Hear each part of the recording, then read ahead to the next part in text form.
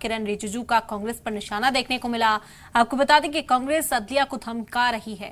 कांग्रेस ने पहले भी अदलिया पर हमला बोला था। कांग्रेस मायूसी में ऐसा कर रही है। किरण रिजिजू ने यह हमला बोला है। हम आइन पर भरोसा रखते हैं।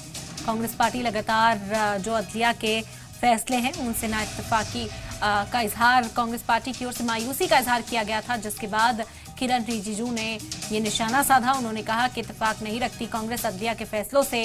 कांग्रेस अदलिया को धमका रही है। कांग्रेस ने पहले भी अदलिया पर हमला बोला था। बता दें कि कांग्रेस में मायूसी है और इस वजह से ऐसा किया जा रहा है। ये इल्जाम लगाया किरण रिजिजू ने।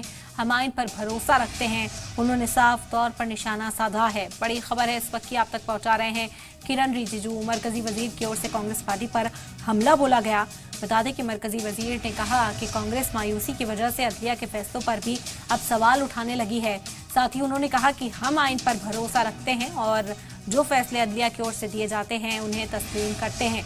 लेकिन कांग्रेस पार्टी पर निशाना साधा। उन्होंने कहा कि कांग्रेस का रवैया गलत है।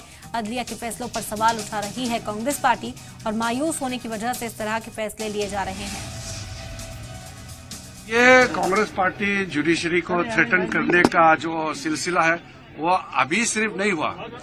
इमरजेंसी से पहले भी जब इस देश में इमरजेंसी लागू किया गया था 1975 में, उससे पहले भी कांग्रेस पार्टी के लोगों ने जुडिशरी पे हमला किया गया था और बाद में भी किया गया है। अभी और भी ज्यादा कर रहे हैं। वो फ्रस्ट्रेशन में है, इसलिए जुडिशरी को अटैक कर रहे हैं। हम लोग तो संविधान मानने वाले लोग हैं और संविधान का धज्जियां उड़ाएंगे तो हम चुपचाप नहीं बैठे।